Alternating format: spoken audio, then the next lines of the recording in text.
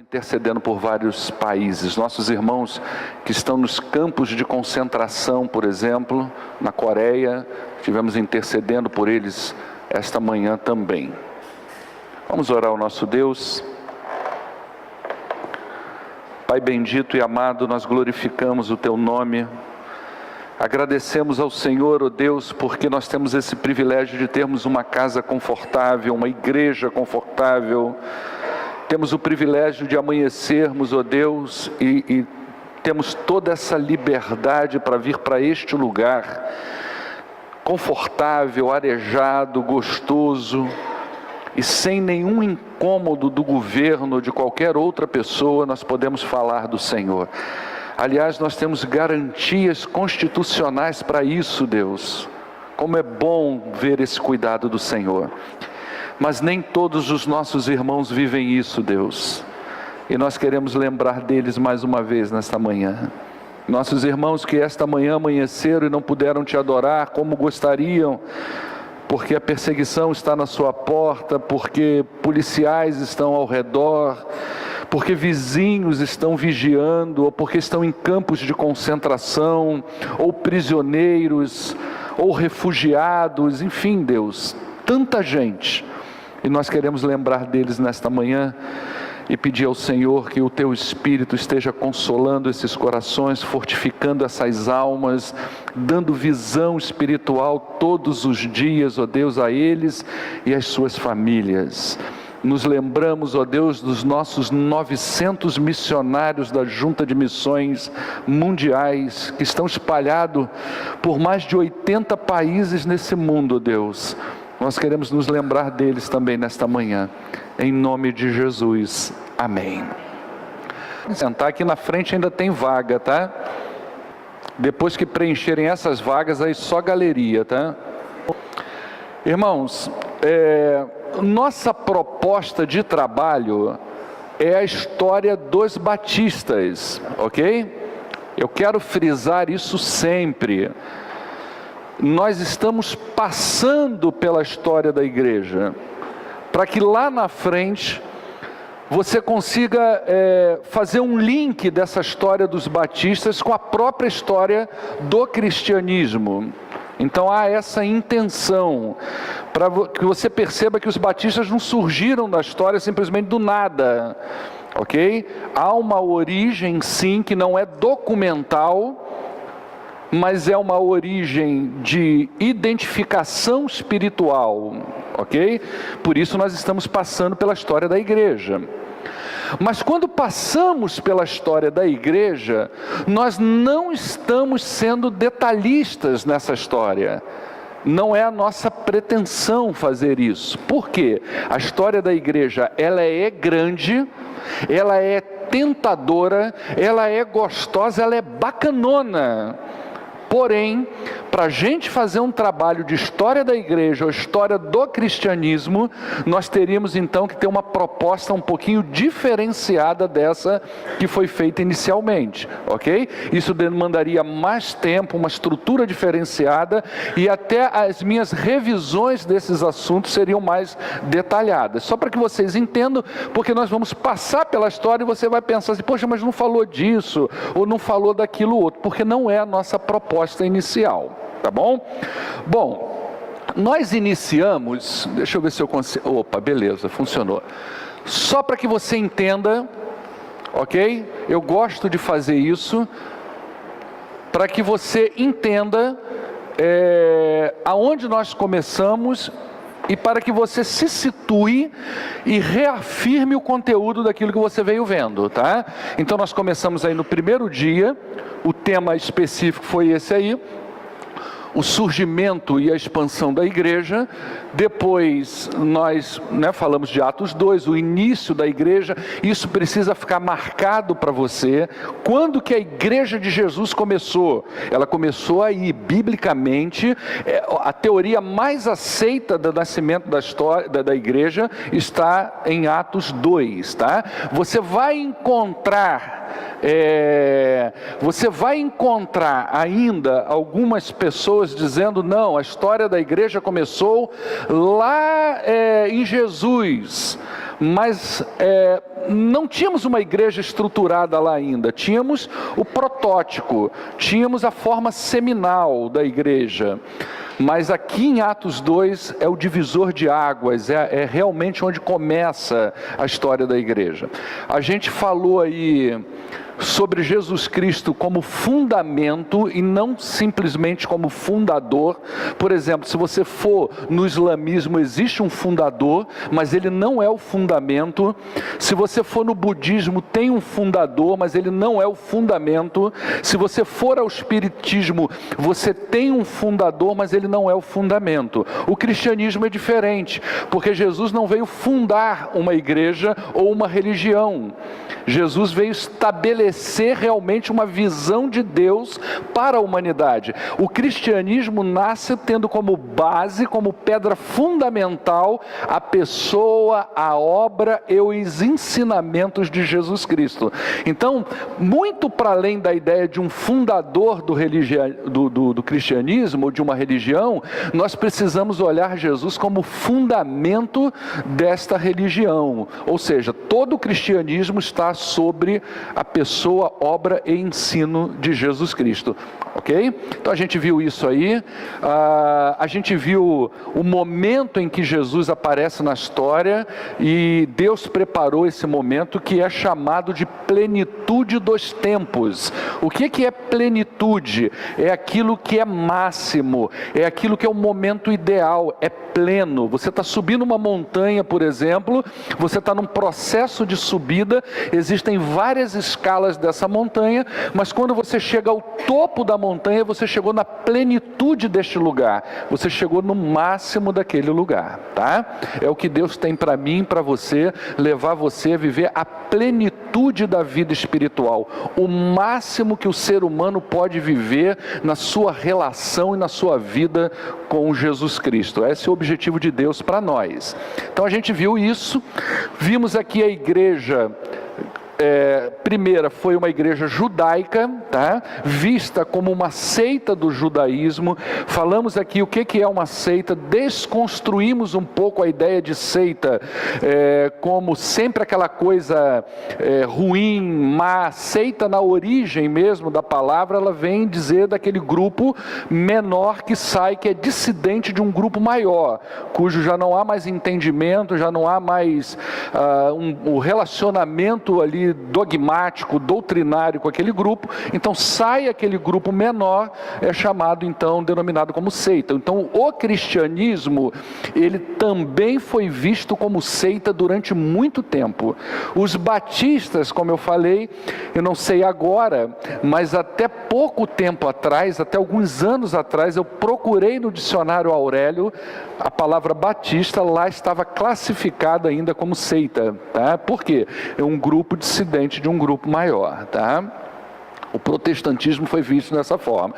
Inserimos aqui Ananias e Safira, que não tinha nada a ver com babado, mas nós colocamos aqui. Por quê? Para que a gente perceba que a graça, a igreja de Jesus, que é regida por essa mentalidade da graça, essa graça não exclui a disciplina.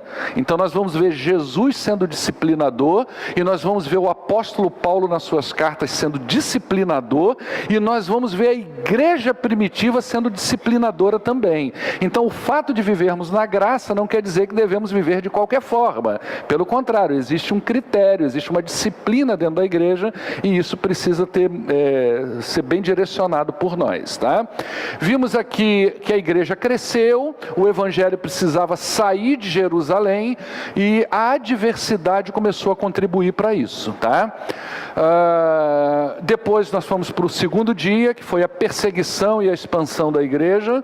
E aí nós fizemos aqui, começamos a fazer um cronograma dos fatos.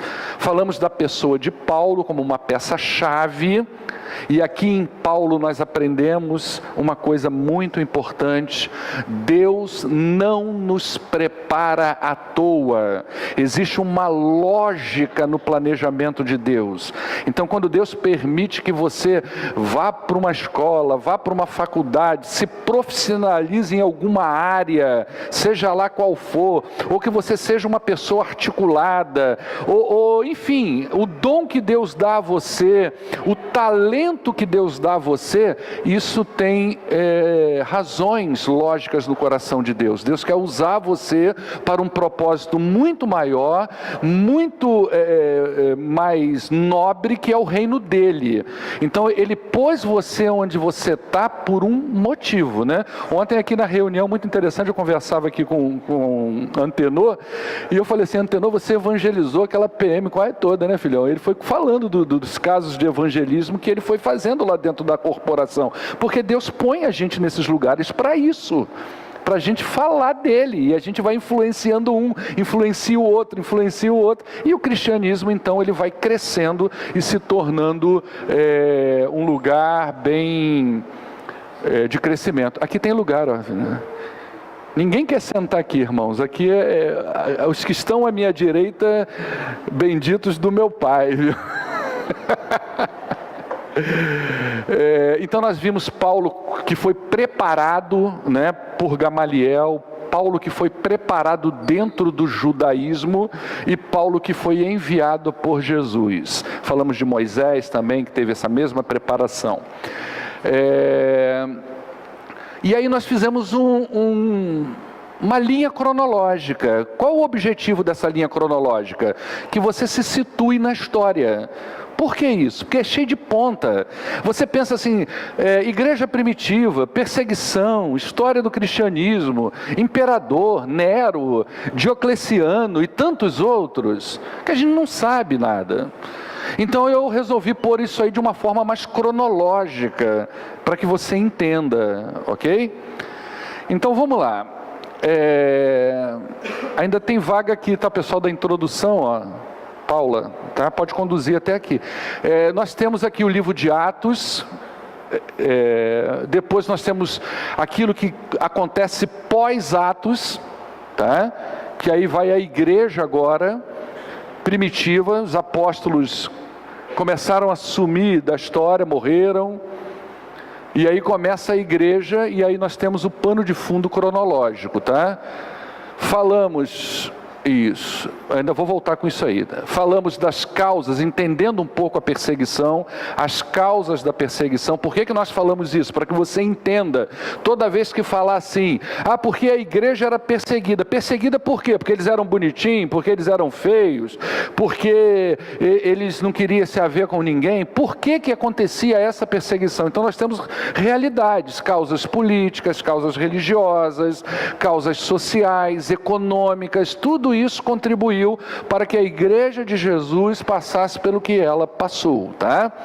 E aqui nós começamos um cronograma de datas, né? O que aconteceu? Uma coisa que eu falei aí, muito importante, que você precisa gravar, é que essas datas não são precisas. Às vezes você vai encontrar 1 ano, 2 a menos, 1 ano, 2 a mais. Nós estamos lidando com história, e aí nós temos pontos de vista, então nem tudo aí é tão preciso assim, tá?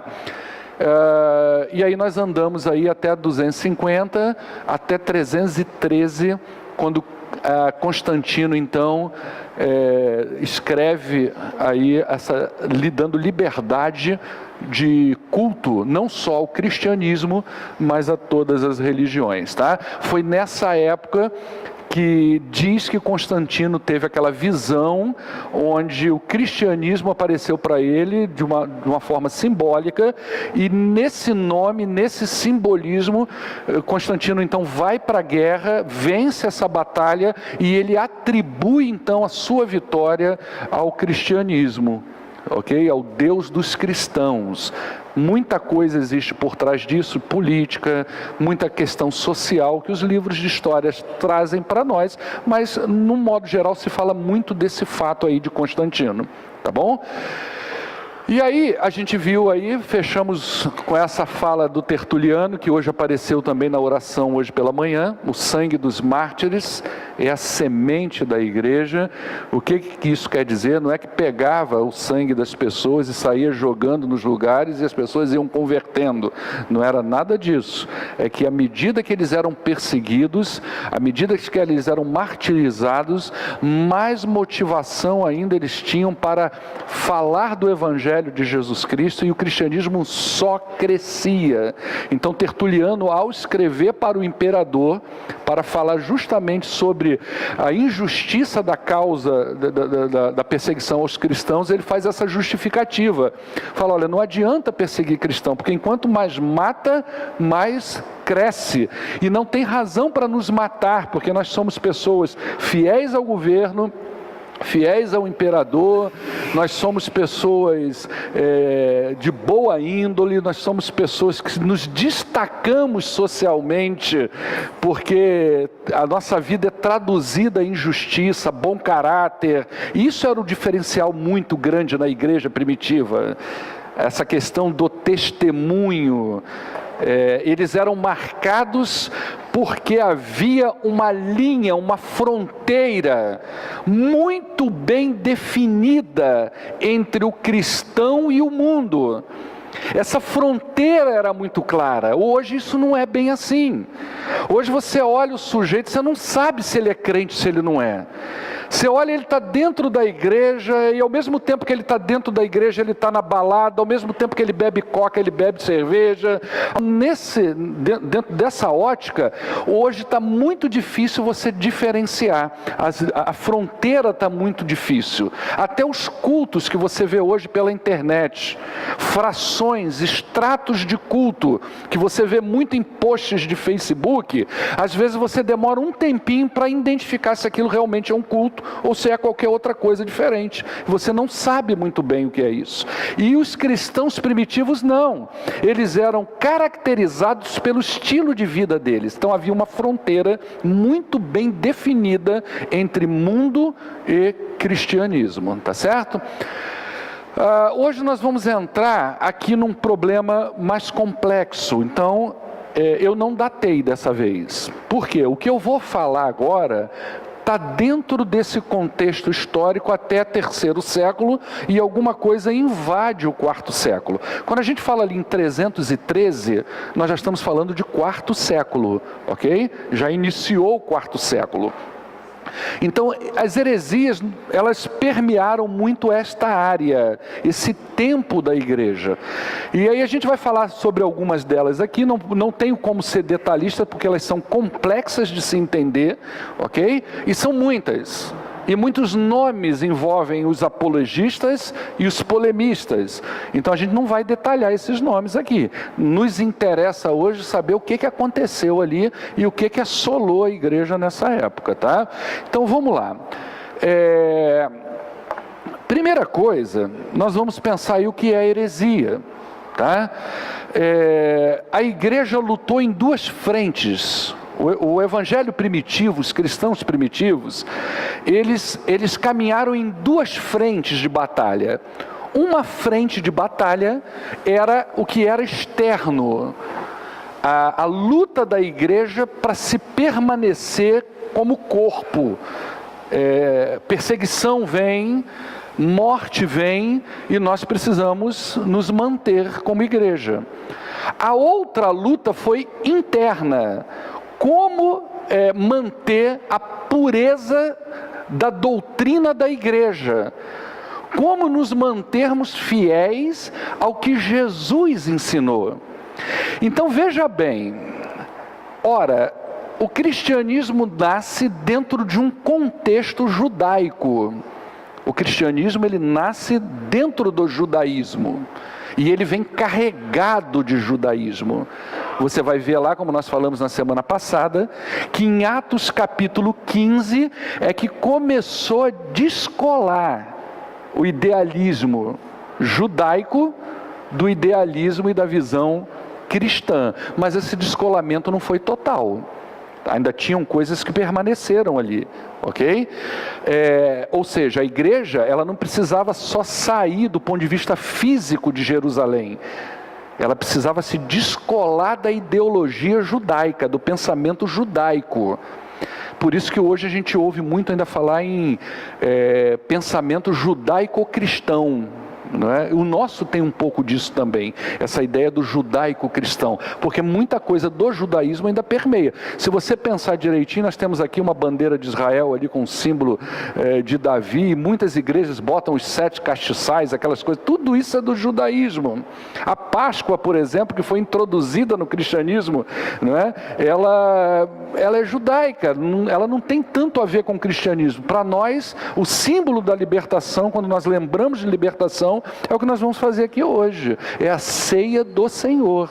É aqui que nós nos remetemos à lembrança da libertação. O judeu não, o judeu vai fazer isso na Páscoa, ok? Mas o cristianismo acabou introduzindo essas ideias judaicas ainda.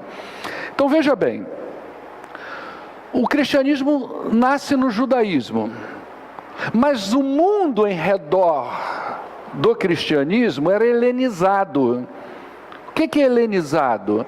Era um mundo, vamos botar aqui entre aspas, só para que você entenda o palavreado, evangelizado pelo romano, pela cultura romana e pela cultura grega principalmente. Os gregos se viam como helos, helenos, por isso eles helenizavam, eles levavam a cultura deles, o idioma deles, a arte, a filosofia, o seu misticismo, a sua religião para todos os povos que eram conquistados ao seu redor. Então aquela província determinada tal, começava a ter então a influência desse pensamento grego e depois romano. Ora, o cristianismo estava aí. Então, à medida que as pessoas iam se convertendo ao cristianismo, elas vinham desses lugares, dessas religiões. Elas vinham do judaísmo, elas vinham do misticismo grego, elas vinham do paganismo romano. Quando você pega grupo, eu conheço pessoas assim, é experiência minha mesmo, da minha esposa também, pessoas que às vezes convertem dentro de contextos completamente adversos ao cristianismo. No Rio tem muito isso, essa ideia de a pessoa veio da Umbanda, a pessoa veio da Macumba, a pessoa veio da feitiçaria, e dependendo da forma como ela é alocada no cristianismo, ela traz todo o misticismo desse lugar lá atrás. E ela começa a fazer links entre uma coisa e a outra, e ela começa a criar um cristianismo místico. Essa ideia da foto, porque lá na Macumba faz a mesma coisa, essa ideia do lenço, essa ideia do sal grosso, da roupa branca no dia de sexta-feira, tudo isso vem de fora, que é trazido para dentro do cristianismo, não é colocado dentro do cristianismo. E eles também viveram essa realidade, a mesma coisa, não é? E você pode até ver, né, eu trouxe aqui uma questão mais grotesca, não é? Mas você quer ver uma coisa?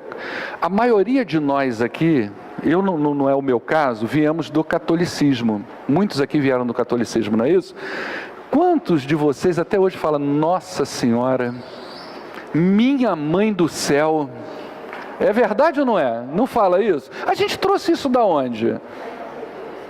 Quando ele nasce no Evangelho, não tem esse costume, ele fala Jesus dos crentes, né? Jesus amado, está amarrado em nome de Jesus. A gente às vezes fala assim, está repreendido, ainda faz assim, olha o misticismo.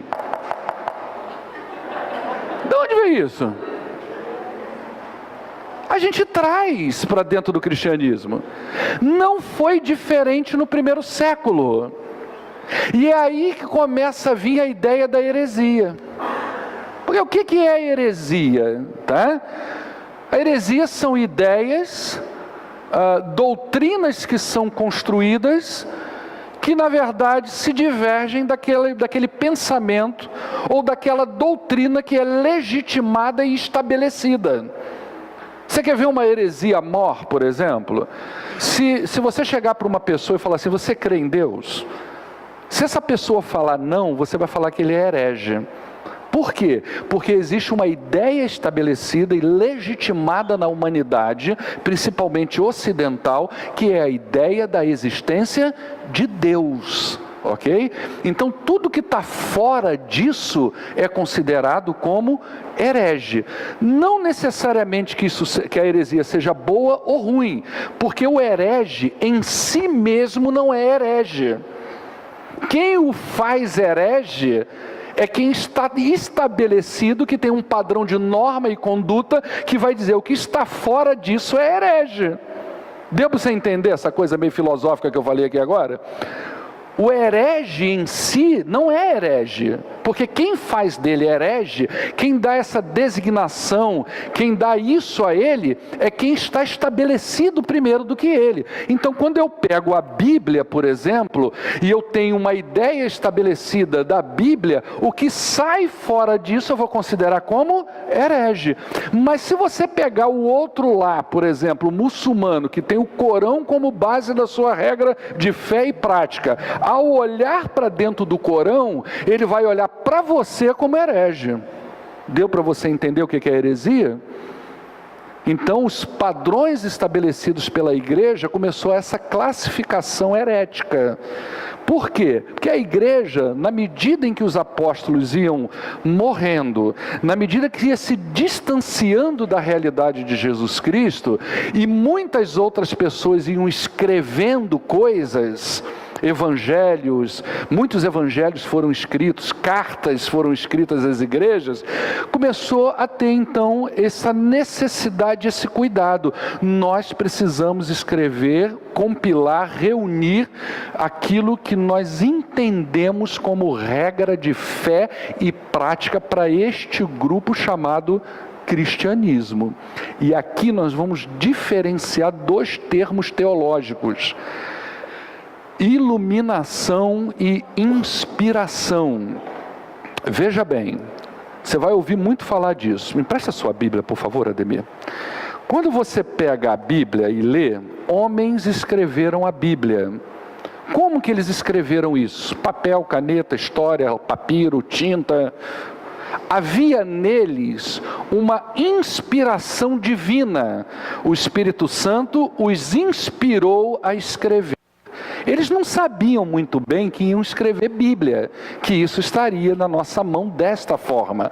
Mas naquele momento da escrita, que não foi transe, que eles não psicografaram nada, foi simplesmente a motivação, o Espírito Santo como que falando ao coração deles: olha, dá atenção àquele fato ali que ele é importante, está vendo esse caso aqui, registra isso aqui também, escreve isso aqui.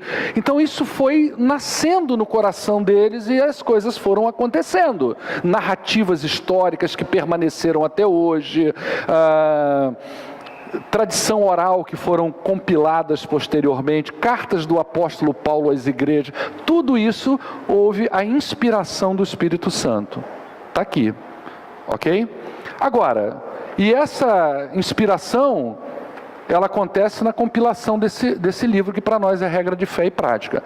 Agora, quando eu pego isso aqui para ler, e vou escrever um sermão, ou vou fazer uma devocional bíblica, já não é mais inspiração. Agora, aquele que inspirou, aquele que motivou, ele precisa fazer o que comigo agora? Ele precisa lançar luz sobre aquilo que ele escreveu, para que aquilo fique claro para mim e eu entenda para poder ensinar. O nome disso chama iluminação, ok? Que é o que nós temos hoje. Certo? Então, essa iluminação foi que ocorreu na igreja primitiva na hora de selecionar canon bíblico, por exemplo.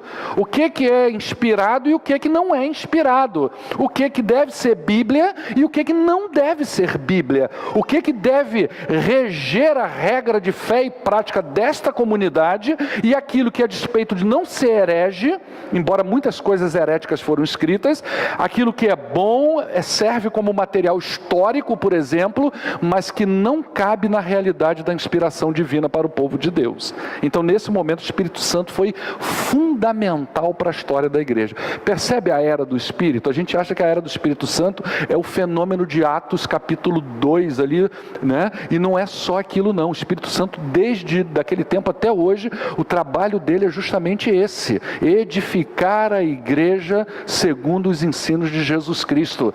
Ele vos fará o quê? Quando o que Jesus disse? disse, ele vos fará lembrar de todas as coisas e por aí vai. Então há um papel do Espírito Santo muito importante dentro da realidade da igreja, tá?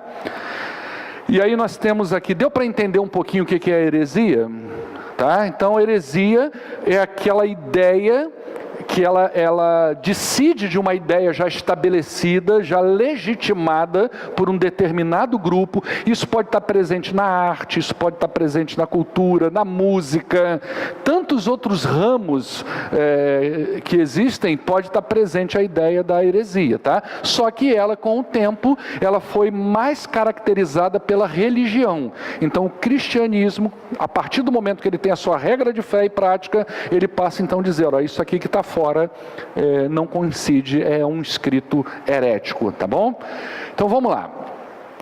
Paulo alertou sobre isso, né? Você vai ver aí em Filipenses, cuidado com os cães, cuidado quem pratica mal, cuidado com a falsa circuncisão, não deem atenção a lendas judaicas, nem a mandamentos de homens que rejeitam a verdade. Sei que depois da minha partida muitos lobos ferozes vão penetrar no meio de vocês, vai produzir divisão, não vão ter piedade do rebanho. Está aí, Paulo profetizou isso tudo para a igreja e começou a acontecer, tá? Então a gente tem aqui as primeiras dificuldades da igreja. Tá? Elas estavam nessas 4 áreas. Na verdade são 2 que se dividem, mas são 4 áreas aí que eu expus. As heresias legalistas, as heresias filosóficas, os erros teológicos e as divisões, as divergências de interpretação ou de pensamento sobre um determinado assunto. Tá? Então vamos lá ver aqui, ó. Primeira heresia aí, e aqui eu só vou ficar numa, é a heresia legalista, que é o grupo chamado Ebionitas. Lembra lá de Atos 15, quando houve o concílio ali em Jerusalém, em que haviam ali os judaizantes, e esses judaizantes exigiam que aqueles que se convertiam tinham que ser circuncidados. Não é isso? Estava lá essa ideia. A igreja de Jerusalém, o concílio de Jerusalém, determinou que não seria dessa forma.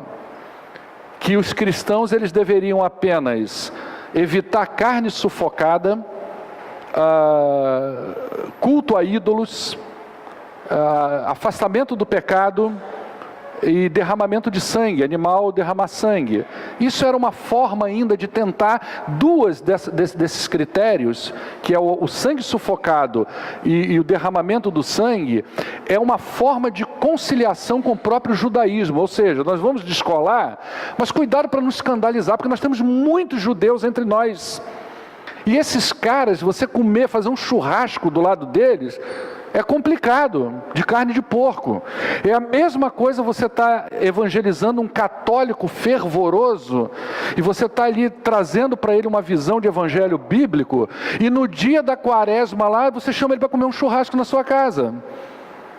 Vai ter problemas, esse cara vai se fechar para a sua realidade espiritual. O pessoal que fez aquele estudo de discipulado comigo, nós falamos sobre isso, né? Fiz-me fraco para ganhar o fraco. O que significa realmente essa ideia? Então a gente tem que ter essa noção. O cristianismo estava mais ou menos dentro dessa realidade. Então permanece com 2 critérios que se identifica ainda com o judaísmo e 2 que os descolam do paganismo. Santidade e adoração a ídolo. Vamos começar a funilar. Segundo a tradição, os ebionitas, a origem deles, ou a ideia mais ou menos, porque não se tem uma data precisa, nem um grupo preciso, é exatamente em alguns radicais judaizantes, que não compraram a ideia do concílio de Jerusalém, permaneceram em Jerusalém, entendiam o cristianismo, mas eles eram totalmente apegados à lei de Moisés. Eles entendiam que o cristianismo, na sua plenitude, o cristianismo realmente valoroso e bom, era aquele que vivia a lei de Moisés.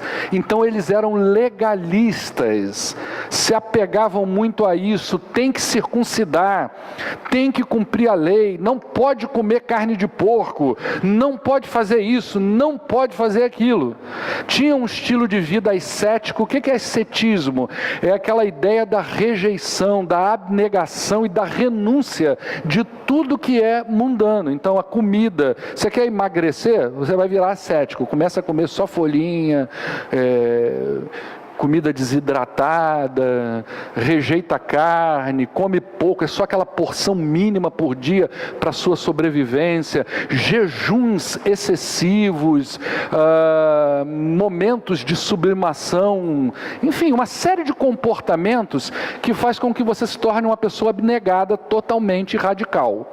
Tá? Então eles viviam esse estilo de vida, e isso daí começou também a influenciar a igreja primitiva, porque começava a dizer dentro da igreja, dentro dos grupos cristãos, né?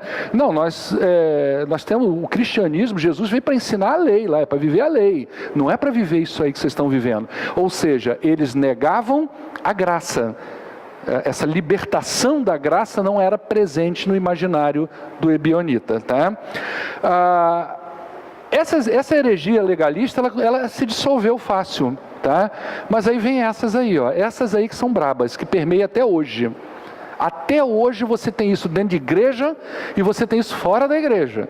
A primeira delas está ali, chamada gnosticismo. Gnosticismo não era um grupo específico, era uma ideia dentro do cristianismo. Não é?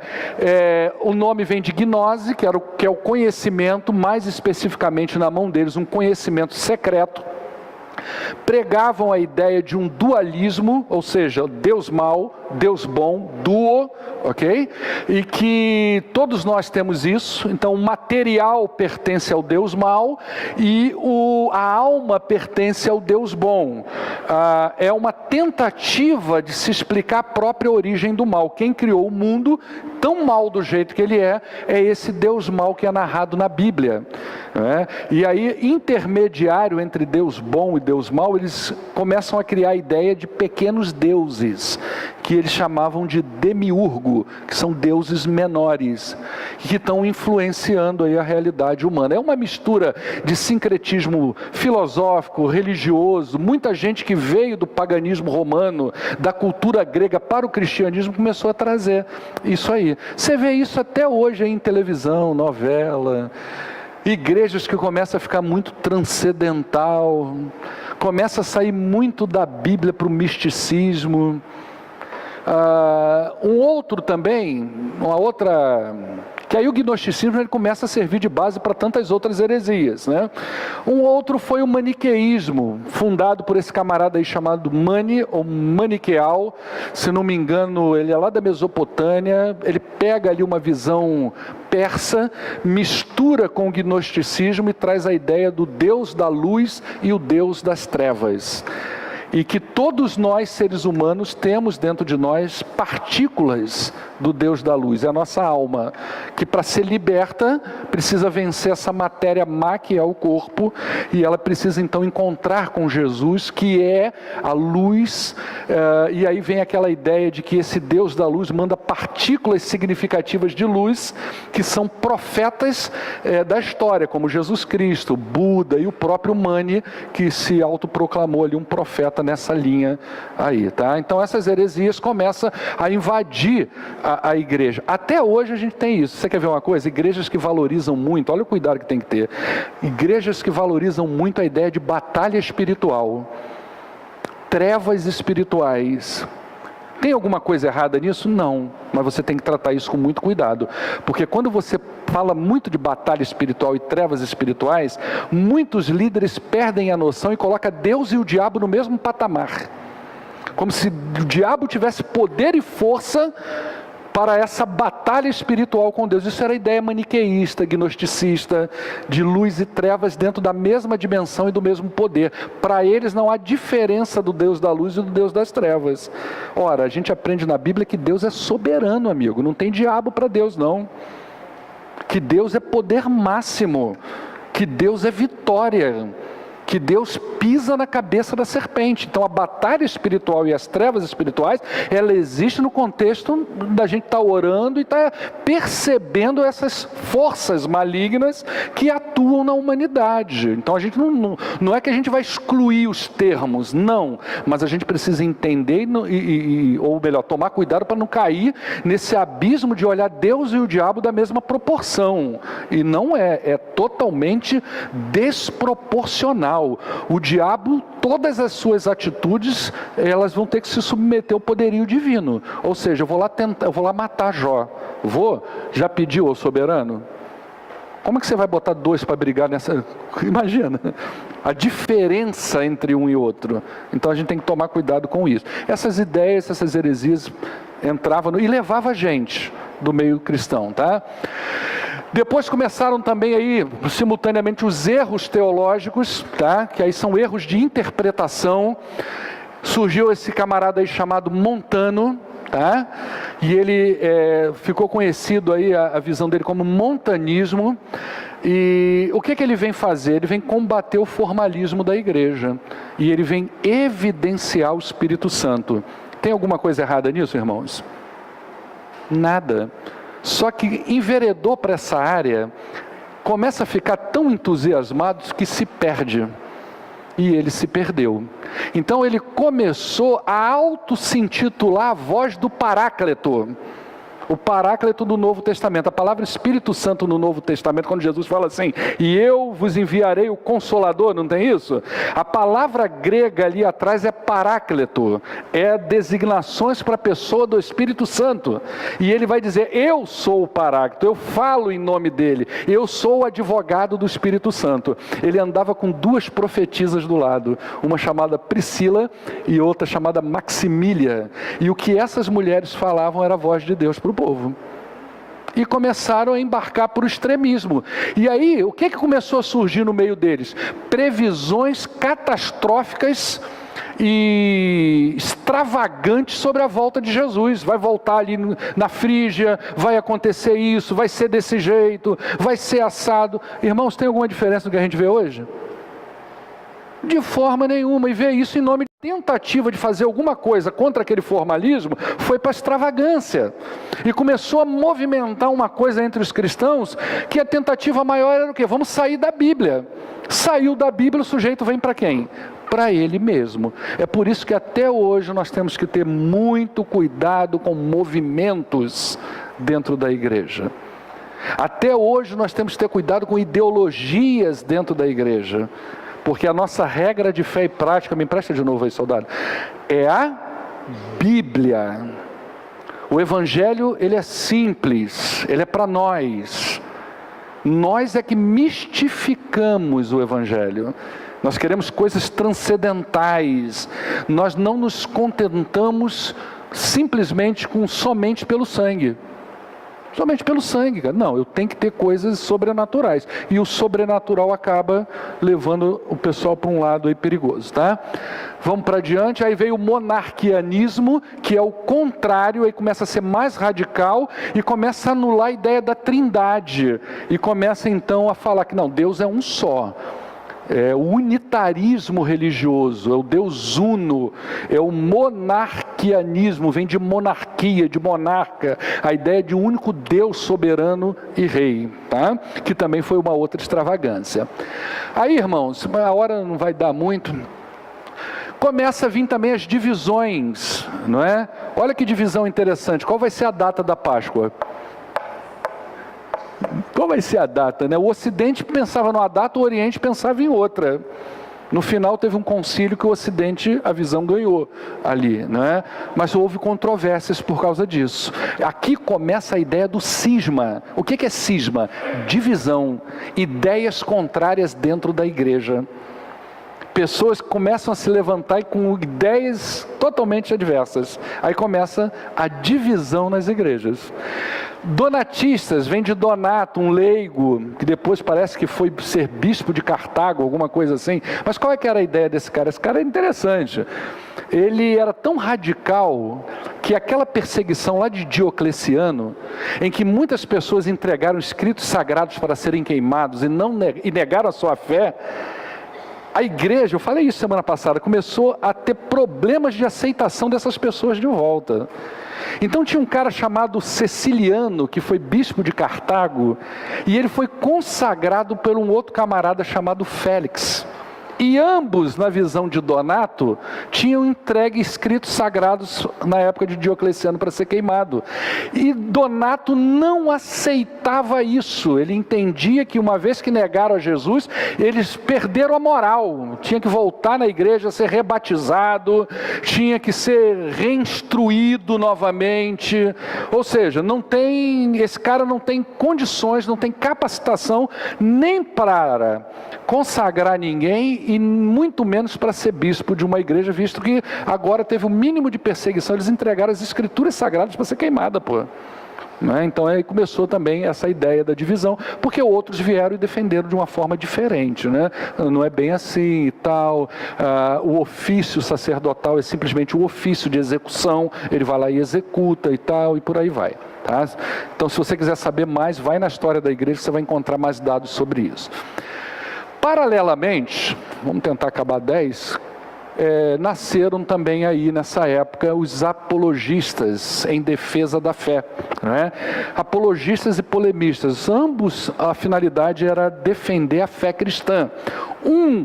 Os apologistas, a visão de defesa era externa, os polemistas, a visão de defesa era interna, tá?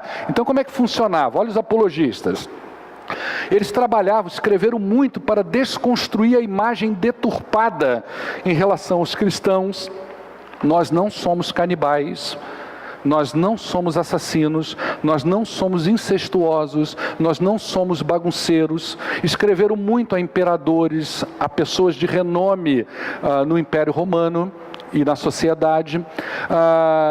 Escreveram para demonstrar a superioridade do cristianismo em relação a outras religiões.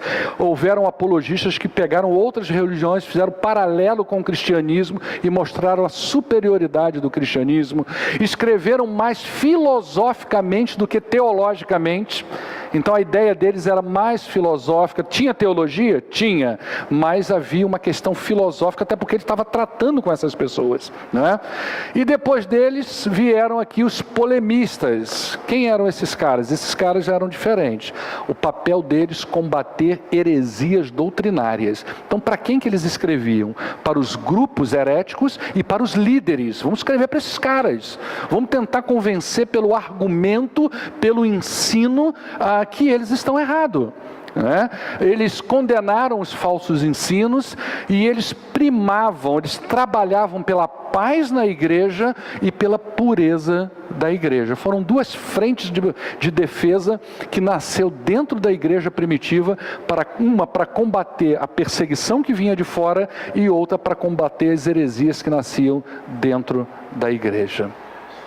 Deu para entender, irmãos? Assim, de uma forma bem sucinta, um pouquinho do problema ali que acontecia.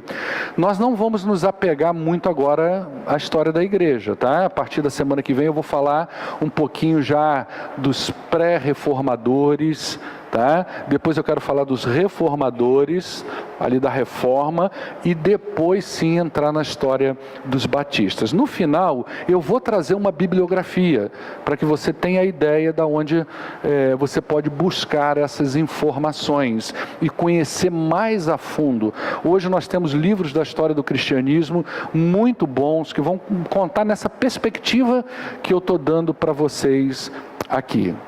Tá ok? Perguntas? Veja bem, pastor, deixa eu pegar essa fala sua. É importante, eu sei que a hora está um pouquinho avançada, mas a gente não vai ter segunda parte, eu acho que é importante isso aqui, tá?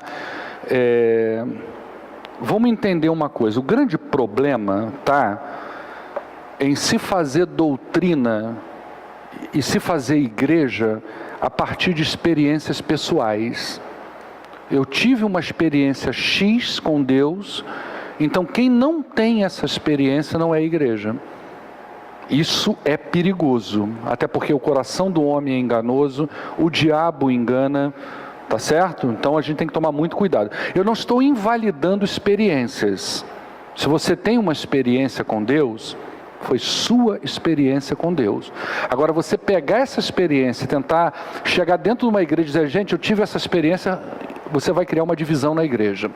Isso a gente vê até hoje. A gente viu há pouco tempo no movimento G12, essa ideia de um homem que foi... Jesus pegou ele pela mão e ciceroneou ele no inferno. Então ele vem com essa visão, com essa experiência, e causou uma ruaça aí com esse movimento que teve aí, tá? Muitas divisões dentro da igreja, muitas separações dentro da igreja. Muitas vezes o membro que não tem raiz, ele sai, ele fica, depois que esse movimento esfria, porque esfria, ele começa a ficar desestabilizado e sem corpo. Aí ele vai para uma igreja, não se adapta, vai para outra, não fala a língua dele, o outro também não fala a língua dele, então ele fica totalmente desorientado. Esse é o cuidado que tem que ter. Veja bem, a Bíblia, a despeito dela apontar para a gente uma pseudo-livre interpretação, não é bem assim. Existem regras hermenêuticas para se interpretar a Bíblia.